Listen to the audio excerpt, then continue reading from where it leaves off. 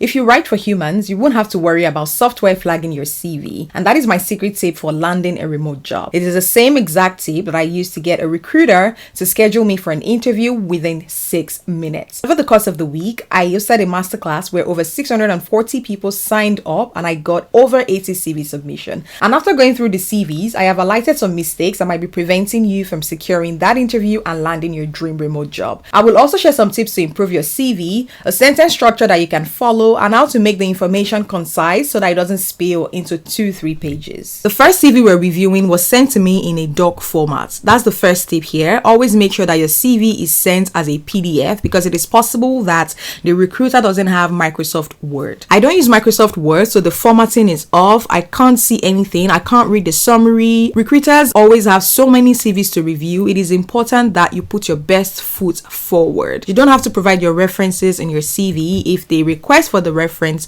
then you can send it to them. But there are 3 references here. Even if you wanted to add references to your CV, 1 is enough. If we move down to the experience section, just the part that I can see, the first line here says, greeted and welcomed guest, ensuring a positive first impression. There is a better way that you could have framed that. Yes, you were a receptionist, but you do important work. The way you framed it here makes it feel like you did not do anything important. A better way to frame this is, how many guests did you welcome during your time as a receptionist at this company, and what was the result of that? A positive first impression is not a quantifiable result. So what results were you able to get from this? Did you reduce check-in times, and by how much did you reduce these check-in times? What impact did that have in the organization? Did you get any feedback from the guest? So a better way that you could have framed this is welcomed over, so input the number of guests that you welcome daily. That could be 10 guests, it could even be 5 guests. It's not really about how many guests you welcome, but how that impacted the company. So you could say welcomed over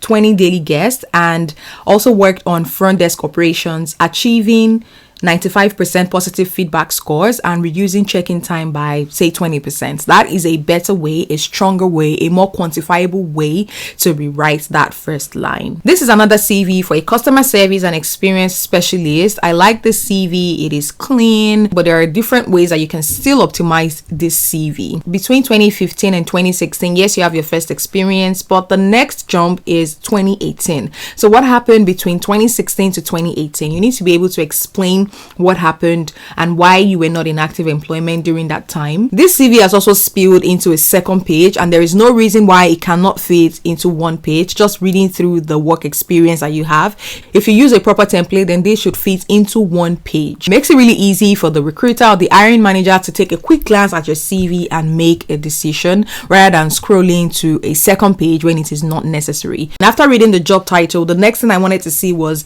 where is their location, where is their contact details, where is their LinkedIn information, but I could not see that. I had to look through the entire CV only for me to see that the contact information is written to the right hand side of it. So it would be better if I can immediately see your address and your LinkedIn information directly below the job title. The very first experience and how you frame the work that you've done is very important. Here you're listing your experience as an account manager, and there are 7 bullet points. You have not included a quantifiable results in all of these bullet sections, and all of the experience you have listed here, there really isn't any quantifiable result. The second bullet point is advising customers on their payments options and negotiating suitable payment plans. Anyone can do this. There is nothing unique about you advising customers on their payment options. It doesn't really show your strengths. So a stronger version that I'm going to be sharing with you right now should lead with a strong action verb. You should include specific numbers, and you should be able to show tangible business impact. How has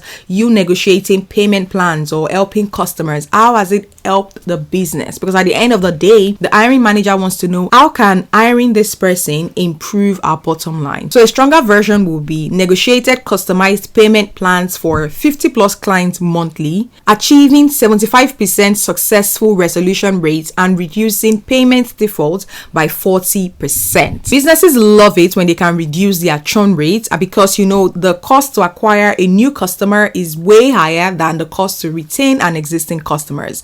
So by sharing that your work, by doing your work, you're able to reduce payment defaults. It tells the hiring manager this is someone important that we need to have on our team. So you want to make sure that you're always leading with strong action verbs and that you're including specific numbers to show the impact of the work that you do. The third CV I'm reviewing looks good at first glance, but when you take a closer look, you can see some of the ways to improve this CV. There is no job title, so if I open this CV, I can't exactly tell what position this person is trying to apply for. I can see the name, I can see the email address, I can see a telephone number, but I don't even know your location. And as a hiring manager, I could be advertising for different roles. If I see this, I'm not sure exactly what position you're applying for. Your career summary is in 6 lines. You can reduce this to 3 lines.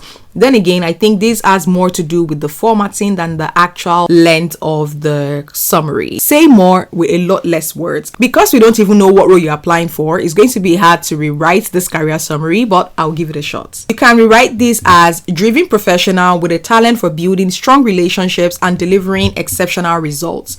Combines meticulous organizational skills, quick learning, and a proactive approach to consistently exceed team objectives in dynamic environments. I have reduced the length of this summary by using more concise language while maintaining the core message that you're trying to pass across. I have also highlighted your key strengths such as your relationship building, your organization skills, and your adaptability, and I presented a clear value proposition for potential employers, because at the end of the day, that is what you're trying to do with your CV. That is what you're trying to do with your cover letter. You're trying to tell potential customers that, hey, this is my proposition for your company. This is how I can add value to your company. For the skills section, you really miss an opportunity to showcase your strengths. Everything here is mostly soft skills. So you have effective communication, project management, critical thinking, problem solving. You've just written technical skills, but you did not actually mention the technical skills. I think that the work experience should come before the education part. For the work experience, please refer to the previous CV that I addressed because it's the same thing here. There is no quantifiable results in your experience section as well. I don't think there's even any need for you to include the languages, and then you have your hobbies and interests. I don't see how the hobbies and interests fit into the CV. Maybe by the time you rewrite the CV with your job title, maybe somehow the hobbies would fit in, but I don't see how right now. It's also 2 pages. This can easily fit into 1 page. I have a remote work toolkit that I have designed to guide you through this entire process. It includes all the templates and resources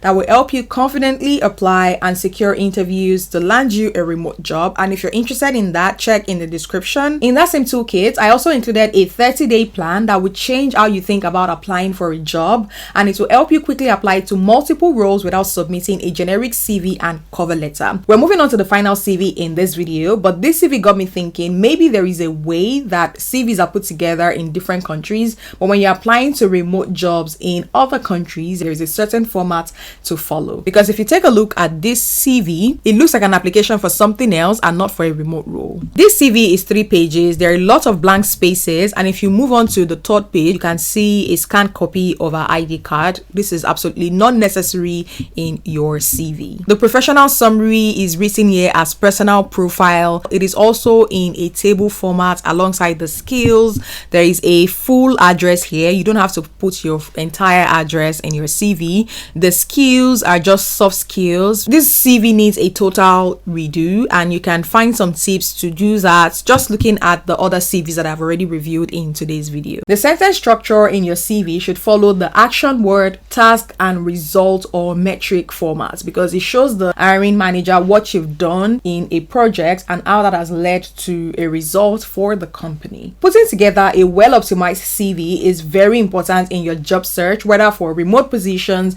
hybrid positions, or in-person positions. But it's also important to you as an applicant because it shows your progress, it shows your skills, and it also increases your confidence before you apply to any position and even during your interview, because you know that you've been able to communicate your value proposition to the hiring managers and to the potential employers. If you're more focused on the format of your CV and how to properly put together your experience and your education, your skills, I also have a CV template library, and it is going to be linked in the description box as well. I hope this has been helpful. Thanks for watching, and I'll see you in my next video.